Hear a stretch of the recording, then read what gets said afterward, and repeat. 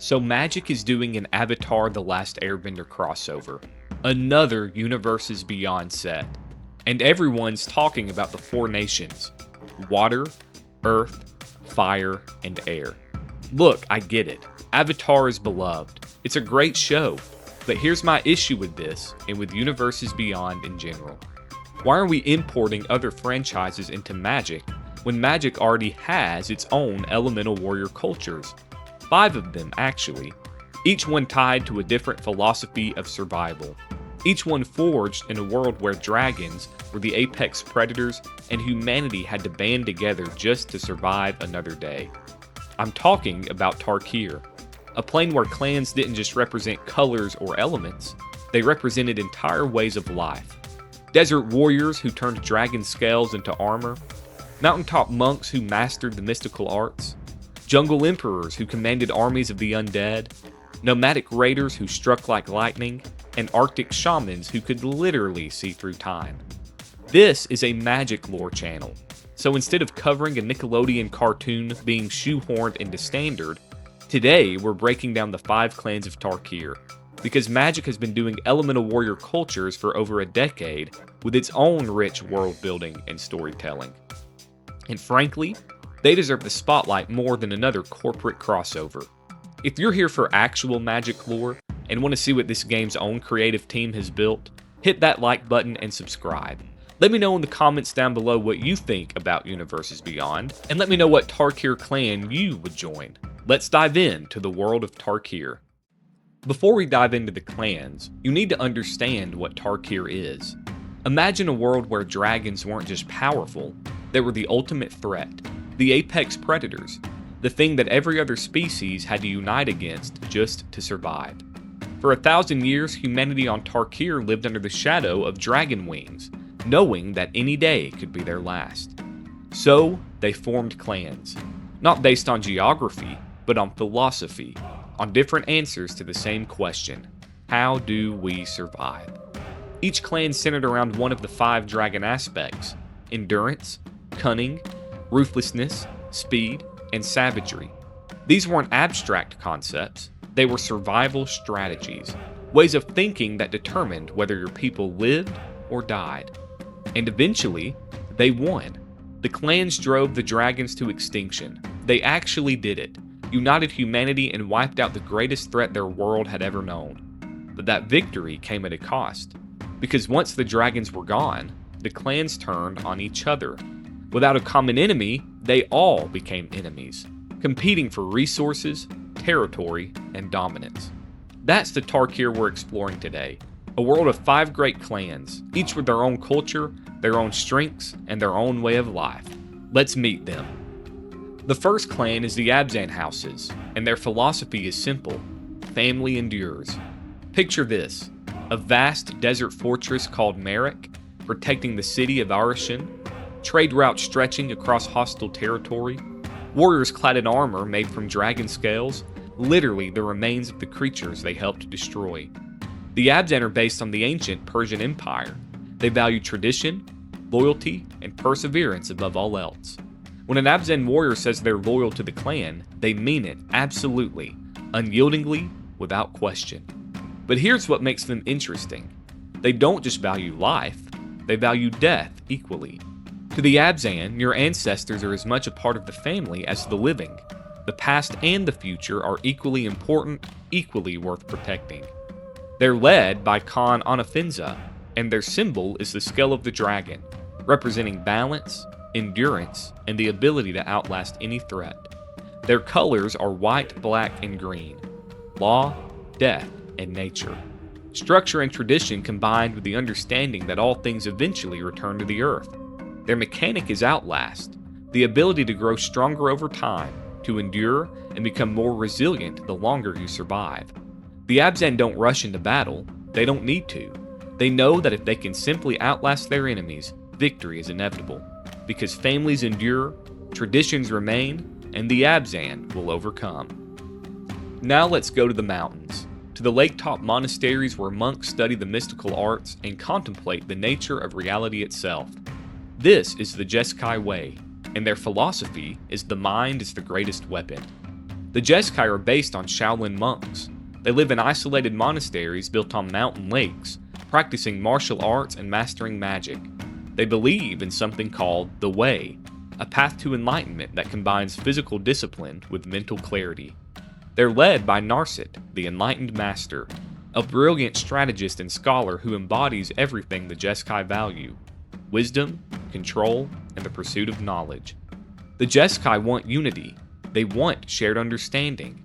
They prefer diplomacy over violence, conversation over combat. But don't mistake that for weakness. When the Jeskai fight, they do so with precision and devastating efficiency. Their symbol is the Eye of the Dragon, representing perception, awareness, and the ability to see truth where others see only confusion. Their colors are blue, red, and white: knowledge, passion, and order. The combination of intellectual understanding with emotional intensity, all channeled through disciplined practice. Their mechanic is prowess, the ability to become stronger when casting spells, representing the mastery of both martial and mystical arts. The Jeskai believe it's their duty to preserve knowledge on Tarkir. They maintain libraries, teach students, and pass down wisdom from generation to generation.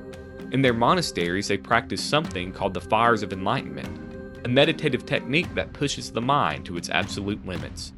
The Jeskai Way isn't just about survival. It's about understanding, about knowing yourself and the world so completely that nothing can surprise you, that nothing can defeat you. Now we descend into the jungles, to palaces built from stone and bone, draped in silk and gold, to an empire where the dead serve the living, and power is the only currency that matters. This is the Sultai Brood, and their philosophy is power at any cost. The Sultai are based on the Khmer Empire of Cambodia. They build luxurious palaces in the jungle, surrounded by wealth and decadence. They drink magically chilled coffee and tea. They eat fish curry, braised pork, sticky rice, fermented noodles. They live in absolute luxury. And they achieved it through necromancy. The Sultai have no moral qualms about raising the dead. Why would they? A corpse is just a resource, labor you don't have to pay, servants who never complain, never tire, never fight back. To the Sultai, using necromancy isn't evil, it's efficient. They're led by Sidisi, Brood Tyrant, a Naga sorceress who embodies everything the Sultai represent: ambition, ruthlessness, and the willingness to do whatever it takes to maintain power. Their symbol is the Fang of the Dragon, representing the killing strike, the decisive blow, the moment when ruthlessness determines victory. Their colors are black, green, and blue: death, nature, and knowledge. They understand that power comes from controlling resources, whether those resources are living or dead. Their mechanic is Delve, the ability to exile cards from your graveyard to fuel spells, literally using death to empower life. The Sultai are driven by ambition. They're not content with survival, they want to thrive. They want dominance, and they'll manipulate, deceive, and exploit anything and anyone to get it. But here's the thing: it works. The Sultai aren't villains in their own story.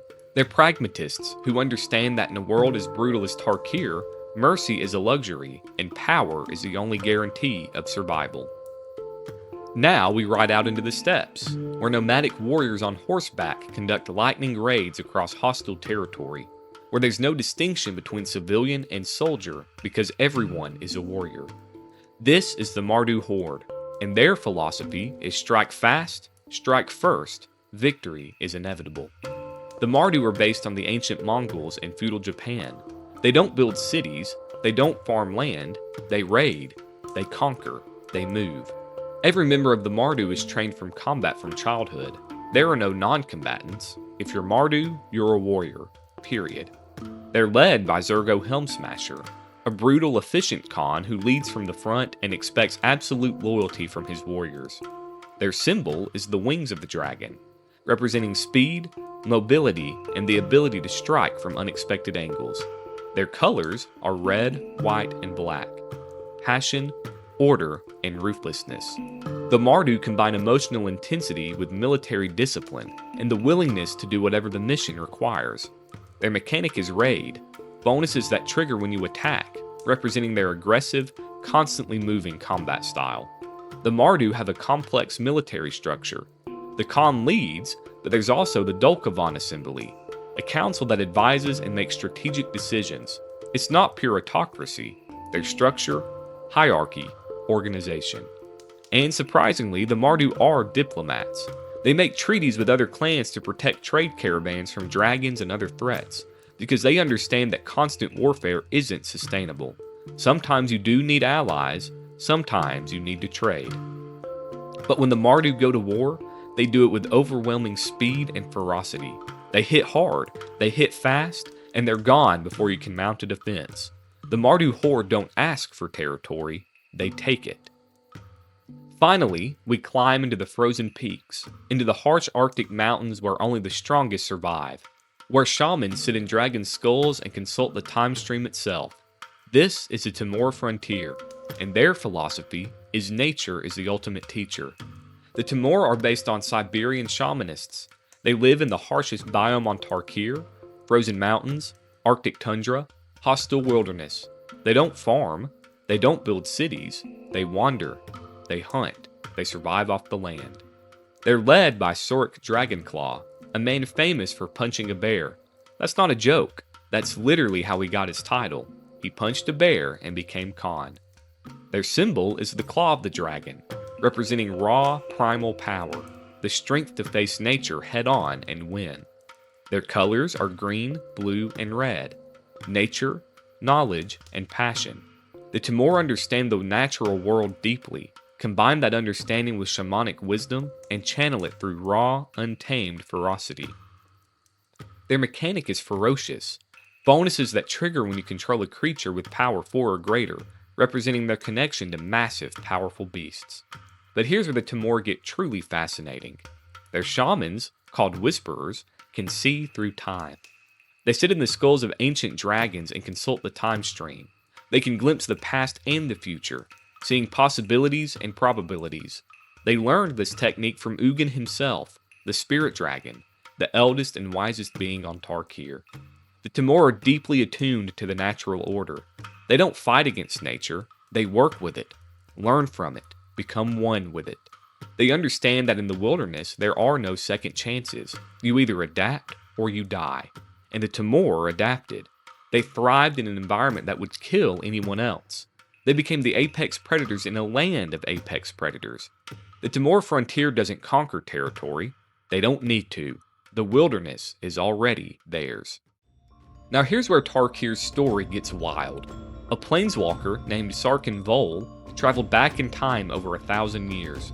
He saved Ugin's life at a critical moment, and that one change, that single alteration to history, reshaped the entire plane. Dragons didn't go extinct. They survived, and they conquered. The 5 clans fell. Each one was subjugated by a dragon lord who embodied their aspect. The Abzan became the Dromica. The Jeskai became the Ojutai.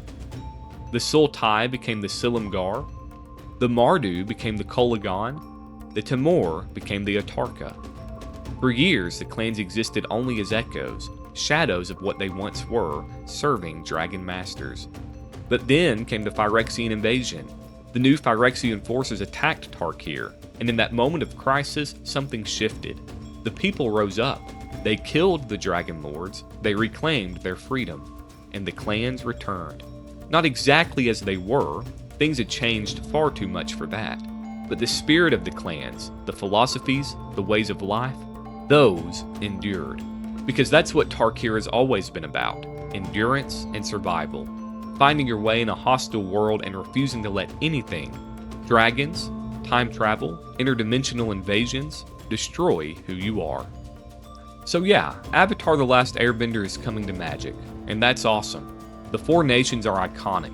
The elemental bending is incredible, and I'm genuinely excited to see how they translate it into cards. But Magic already has its own elemental warrior cultures, and honestly, they're just as rich, just as complex, and just as compelling. 5 clans, 5 philosophies, 5 different answers to the same question. How do we survive in a world that wants us dead? Tarkir isn't just a plane, it's a study in what it means to build a culture around survival, what it means to find identity in the face of extinction. So before you pick your avatar nation, maybe take a look at Tarkir. Maybe see which clan speaks to you, because Magic has been doing this for over a decade, and these warrior cultures are absolutely worth exploring. If you loved this deep dive into Tarkir's clans, smash that like button and subscribe for more Magic lore. Share this with anyone who's hyped for the Avatar set, but might not know about Tarkir. Which clan would you join? Are you Abzan's Endurance, Jeskai's Cunning, Sultai's Ruthlessness, Mardu's Speed, or Temur's Savagery? Let me know in the comments below. Thanks for watching, and we'll dive in again soon.